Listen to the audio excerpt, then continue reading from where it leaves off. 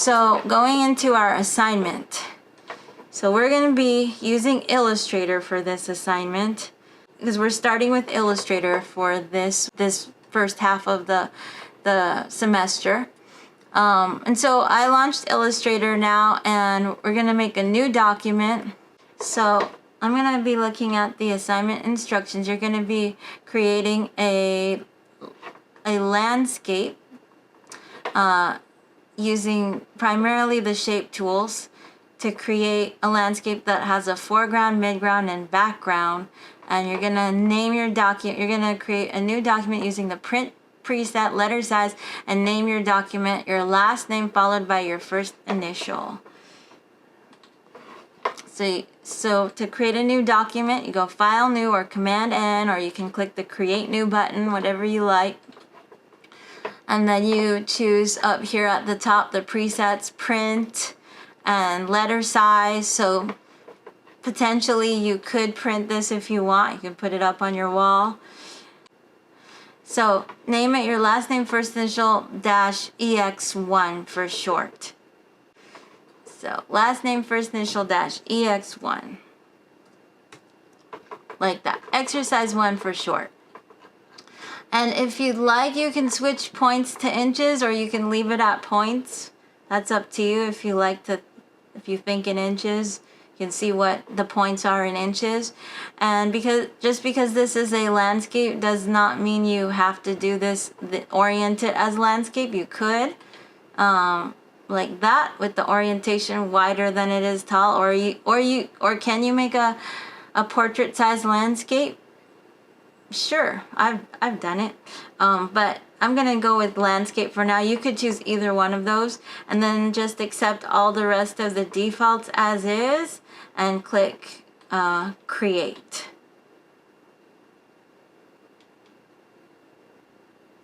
And then you're going to save this so you don't lose it. And on the assignment at the bottom, I put an example of what the file name should look like based on your name. If your name was John Smith, you would save it last name, or Smith J dash Ex1. So just like you named it, if you named it from the beginning, it's gonna save it. It's gonna bring up the same name that you named it as, and just go ahead and save it. But it's not actually saved yet until I go File, Save, or I'm on a Mac, so Command S, or on Windows it would be Control S, right? Control instead of Command on Windows. So it's giving me the name that I gave it to begin with. That's what I want. And then just go ahead and put it in your folder for the class to work on it. So I'm gonna put it in my, let's see, this one here. That's where I'm gonna store all my work, and just save it as an Illustrator format file. For format, just leave it at, make sure it's saying Adobe Illustrator AI, and then it will automatically give you that .ai extension. Save, and then I'll say okay.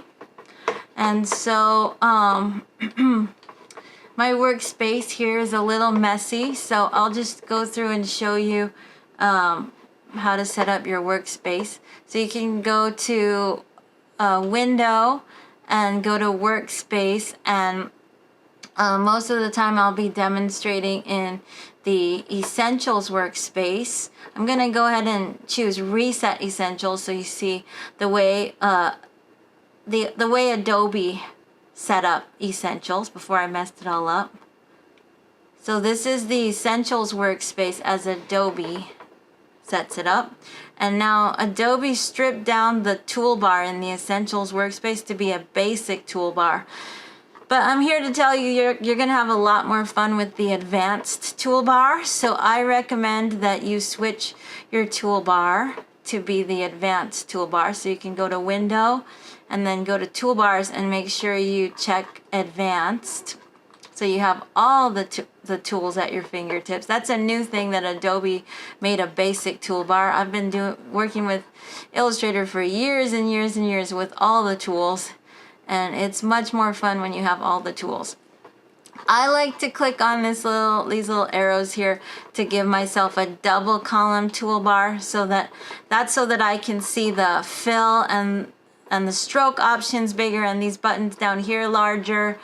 So I like that. That's my preference. When you're on the Essentials workspace, you'll see the Properties panel come up to the front. Layers will be docked behind that or tabbed behind that, and then Libraries, which if you work with your Creative Cloud libraries, then you might be using that. But mainly Properties is what you have on top for now. We're not going to really worry about layers for the first week. We'll get there.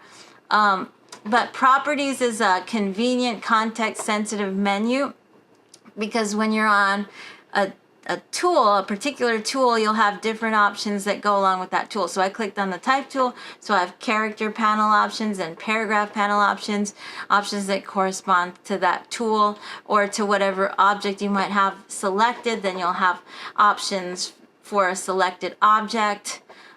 In the past, we had the control panel as a default as part of the Essentials workspace, but it's no longer there because Properties is replacing it.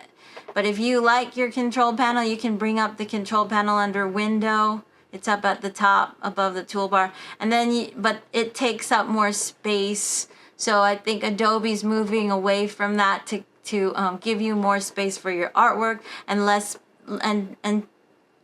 so the tools don't take up the valuable space of your artwork. But the control panel is also context sensitive. So you see when I click on the type tool, you're going to get some type options up here, or various tools or various when you're doing different actions, performing different actions, you'll have different options come up in the control panel or in Properties. But I'm going to hide control to just streamline my work and have more space for my document. You can, if you like a certain workspace, you can rearrange things. Like I might want to have I like certain panels to be floating, like the gradient panel. Maybe I want to float that. So all the panels are located under Window in alphabetical order. I like the maybe the swatches panel. So I can have the panels floating. I can dock them together like this. I can pull things apart. I can pull the tab out and I can close a panel. I don't want to, let's not work with symbols, because symbols are ready-made artwork. We want to create our own. Let's avoid brushes this week. Let's focus on shape for this assignment. I can have swatches float outside like that, or I can put a panel on top of a panel and have the panels tabbed together like this. But let's say I just want to have a layout like this and I want to save that as my workspace. So you can always save a workspace as a preset that you can get back to later. So I could go Window, Workspace, and then I can choose New Workspace. And I can say Nabby's Nifty Workspace. And I'll say OK. Then when I go to Window and I hover over Workspace, I have Navi's Nifty Workspace is selected. If I go back to Essentials, it's gonna be the same as Navi's Nifty Workspace until I go to Window, Workspace, and then reset Essentials.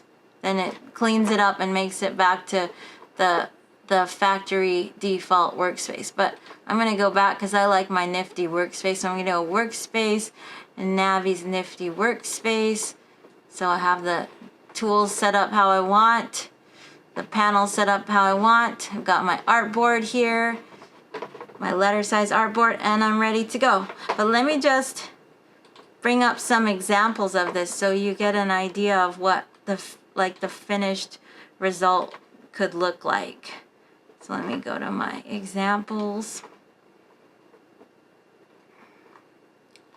Exercise 1 materials, landscape, examples. I've got lots of examples here.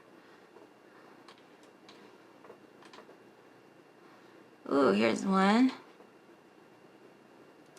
So for these landscapes, you can hang stuff off the edges. That's completely fine in Illustrator to make shapes and hang your shapes off the edges. If you want to preview what it looks like without seeing the edges outside of your workspace, you can use a trick. Shift F is presentation mode. Let's see, Shift F, come on. Let's see, come on, Shift F is not working today. Oh, there it is. Okay, so Shift F you can use to just really have a nice presentation of the work without seeing the edges. Next week we'll learn techniques on how to trim off the edges of things, but don't worry about it for now. And then if you make a PDF version of this to turn in, which you can turn in for regular credit, an Illustrator file or a PDF,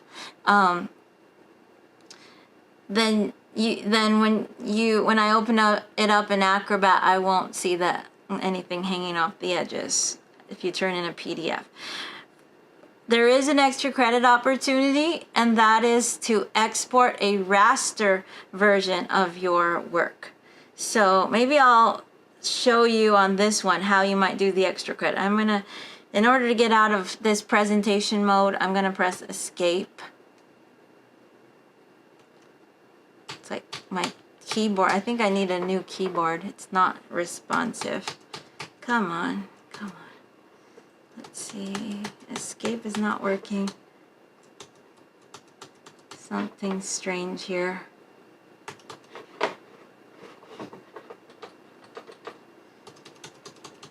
Oh, there we go. That's freaky. Okay, I think I need a new keyboard. Time for a new keyboard. But you could also, at the bottom of your toolbar, you can change your screen modes here by clicking, going to presentation mode there, or choosing, we're on normal screen right now, where you see the tabs. Like I can switch between my plain empty document and this document. But if I go to full screen mode with menu bar, it hides the other document tabs. Or I could do full screen mode and it hides all the panels. And then if I go, see now I hover over to the top left, and then I get my toolbar again, so I can go back and click to go back to normal screen mode. Okay, so notice this is all vectors. These are all done with, these are all shapes. So when I zoom in, everything's gonna look crisp and clean. You're never gonna see pixels.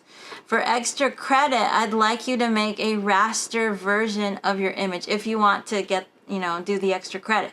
So how you might do that, you go File, Export, and you have these three choices. I'm just going to show you one of them right now to just make things simple. So you could go, like any of them would work, and I do encourage you to try them all. You'll figure them out, but I'm going to just do the most straightforward one, which is you go File, Export, Export As, and you would check Use Artboards. So if you want to trim off the edges, it's fine if you don't. You can turn it in with the edges.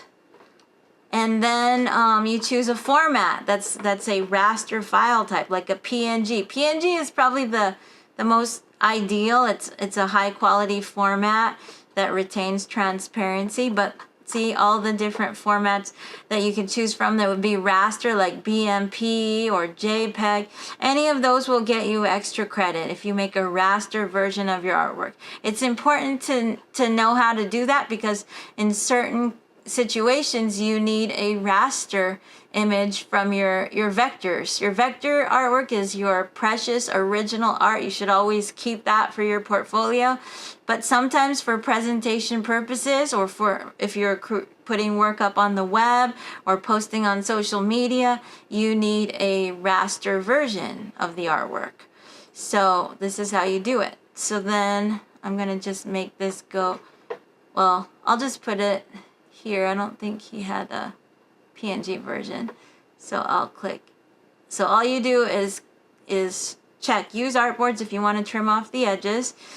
If you had more than one artboard, you could choose which one you want. There's only one artboard here, so it's okay. So we can just click export. And the resolution, you could just use screen resolution, 72 pixels per inch, but they have different options for resolution here if you want higher resolution.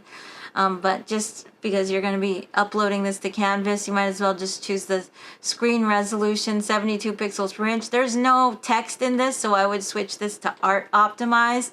And if you had transparency that you would want retained, then you might want to choose transparent or fill with a certain color like white or black. I'll just leave it on transparent. It doesn't really matter. I don't think there's any transparency in this image. So I'm going to say okay. And then we'll take a look at looking at this as a raster image when I double click and open it up. Now this is the raster version. So zooming in, at 100% it will look great, but as soon as I start zooming in, oops, then you're gonna see pixels, and that's fine. That's just the nature of what it is, and sometimes you need a raster version of your vector artwork. And the beauty is that you can scale up your vector artwork in vectors at whatever size, and then you can make a raster version at whatever size, and at any size it's gonna look great at 100% viewing. All right, so let's see some more examples here, some fun ones here. Let's see, is this one? Let me go into examples. Something.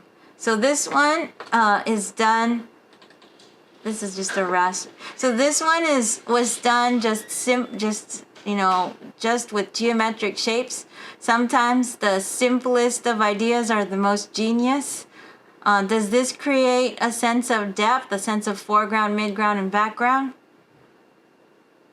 Do you feel like certain elements are closer to you than others in this? Feel free to shout out. Yes. Yes. What does it look like this is a representation of? What do you see here? Feel free to shout out. Trees. Trees, yeah. And the trees are made of simple rectangles and ovals, right? And the land is made out of a stacking of ovals. And what's this back here? The sun, a stacking of circles, and it's all just shapes. So you're welcome to go in that direction, but I'm going to show you some tools that you can use to do to manipulate the shapes to make more like natural looking shapes. But it's interesting to also do work that constrains you to just the geometric shapes too, and make something representational, something in nature with just geometric shapes. This is what the image actually was. The shapes extended beyond the artboard.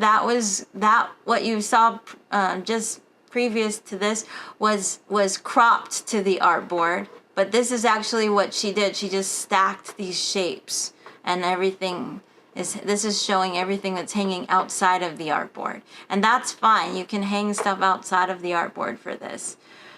Here's another example. So this one, it's really nice, imaginative work with lots of different circles here, creating ellipses, creating clouds. and different tools to create these swirls that I'm going to talk about. So let's get going. Without further ado, I gotta get started on showing you how to do this.